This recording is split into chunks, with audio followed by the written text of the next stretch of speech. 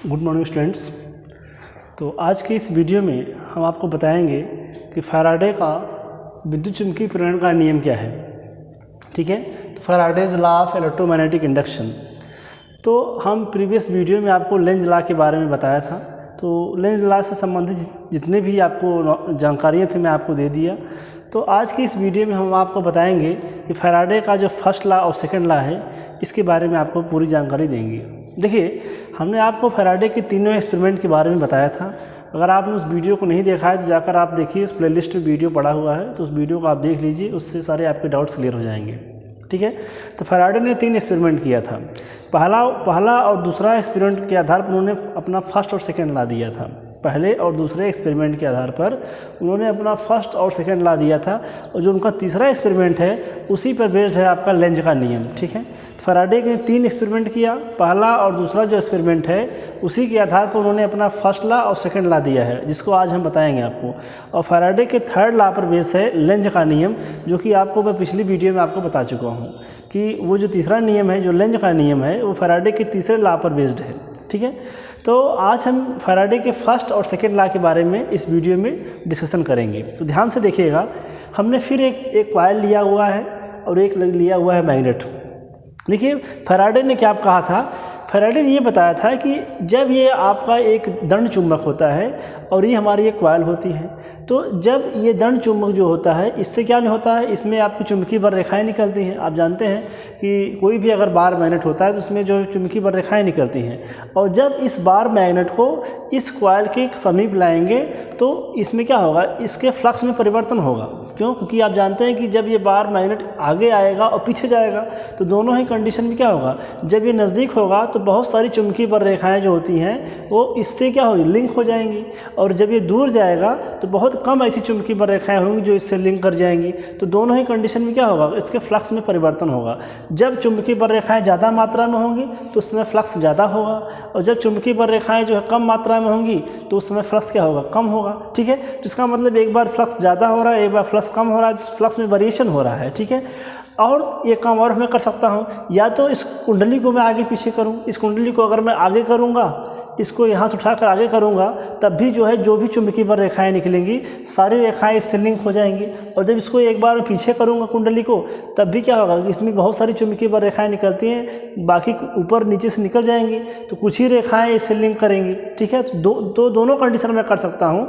चाहे आप इस बार मैग्नेट को आगे पीछे कर सकते हो, और चाहे इस कॉइल को मैं आगे पीछे कर सकता हूँ। दोनों ही कंडीशन में क्या होगा, आपका फ्लक्स चेंज होगा।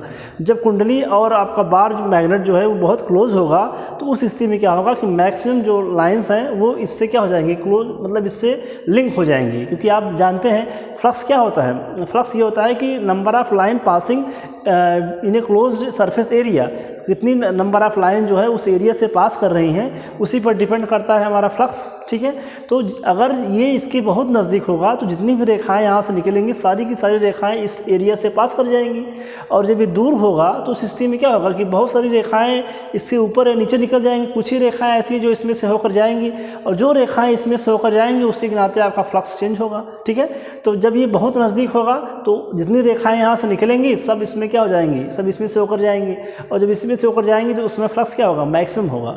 और जब ये दूर होगा तो उसमें फ्लक्स क्या होगा, मिनिमम होगा। तो फ्लक्स के ज़्यादा और कम होने की वजह से इसमें क्या हो रहा है, वेरिएशन हो रहा है, फ्लक्स चेंज हो रहा है।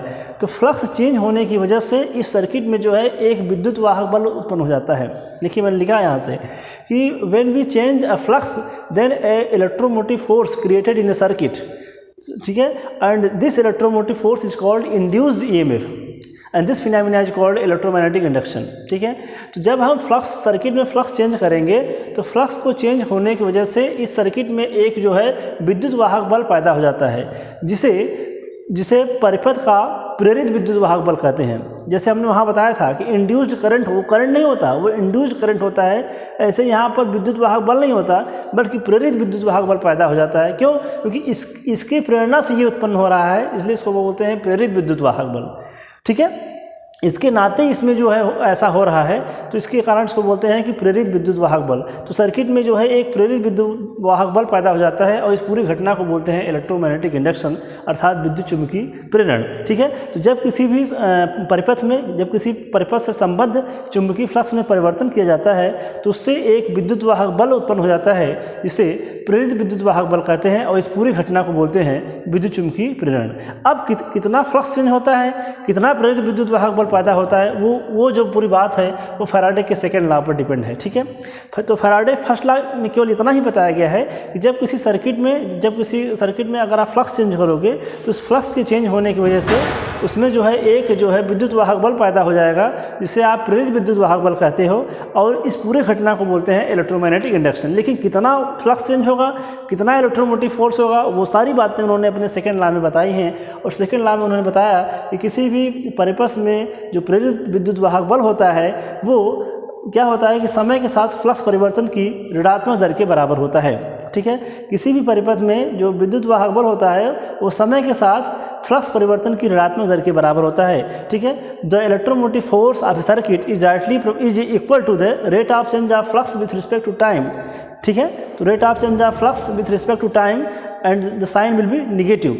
ठीक है, निगेटिव क्यों होता है? क्योंकि ये जो अपोजिंग नेचर का होता है, जो आपका इलेक्ट्रोमोटिव फोर्स होता है वो अपोजिंग नेचर का होता है। हमने आपको बताया था लेंज लॉ में, ये उस कारण का विरोध करता है जिससे खुद पैदा होता है। ठीक है, ये उस कारण का ही विरोध करेगा जिससे ये खुद पैदा होगा। ये निगेटिव यहाँ भी हो सकता है, जिसको ऐसे भी मैं लिख सकता हूँ d∅b/dt बराबर हो जाएगा आपका -E। इसको ऐसे भी लिखा जा सकता है। इसका मतलब ये हुआ कि E जो है डिपेंड करता है किस पर? ये डिपेंड करता है rate of change of flux with respect to time.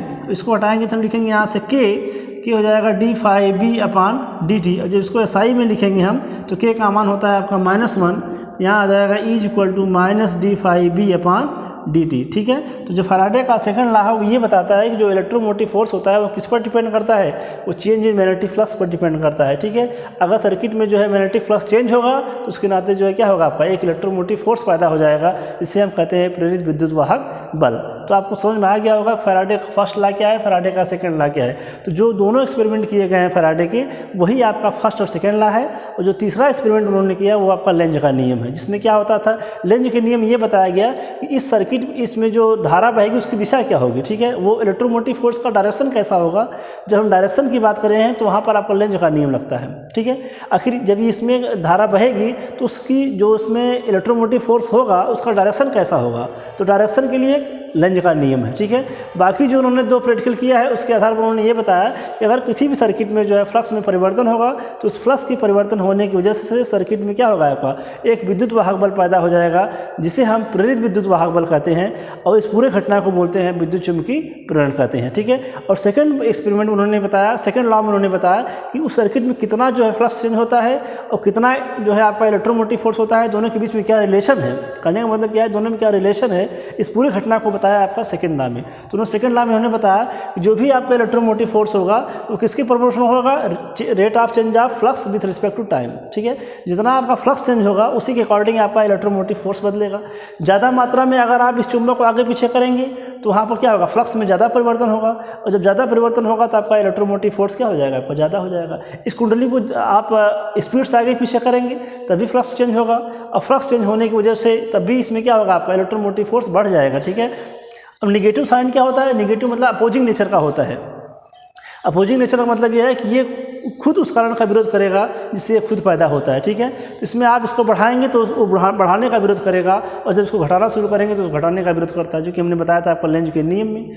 तो उम्मीद है कि आपको ये फैराडे का जो दोनों नियम है आपको समझ में आ गया होगा। बाकी तीसरा नियम आपको लेंज का नियम है, जो कि मैंने आपको ऑलरेडी बता दिया है कि लेंज का नियम क्या होता है। तो लेंज का नियम यही है कि उस दिशा को बताता है कि उस इलेक्ट्रोमोटिव फोर्स या उस इंड्यूस करंट की डायरेक्शन कैसी होती है जो कि सर्किट में बहती है। हमने बताया था किस तरीके से होगा तो बाहर होगा नॉर्थ होगा, ऐसे होगा तो आपका से साउथ होगा। ठीक है, तो ऑलरेडी मैंने उसके बारे में आपको बता दिया है। तो ये पूरी घटना है आपका, इसको आप लोग लिख लीजिएगा। इसका जो आपका और परिभाषा है, मैंने परिभाषा बता ही दिया है पहले क्या होता है कि किसी भी बद्ध चुंबकीय फ्लक्स में परिवर्तन करने से वजह से उसमें जो है एक विद्युत वाहक बल पैदा हो जाता है, जिसे आप प्रेरित विद्युत वाहक बल कहते हैं। इस पूरी घटना को बोलते हैं विद्युत चुंबकीय प्रेरण। सेकंड नाम उन्होंने बताया कि किसी भी जो है चुंबकीय फ्लक्स का मान जो होता है वो rate of change of flux with respect to time की ऋणात्मक दर के बराबर होता है। ठीक है, तो नेगेटिव साइन ये शो करता है कि इसमें क्या होता है, ये अपोजिंग नेचर का होता है। तो ये पूरी घटना आप लिख लीजिएगा, उम्मीद है कि आपको ये समझ में आया होगा। ठीक है, तो जो भी आपका कमेंट्स आप भेजिएगा। Thank you.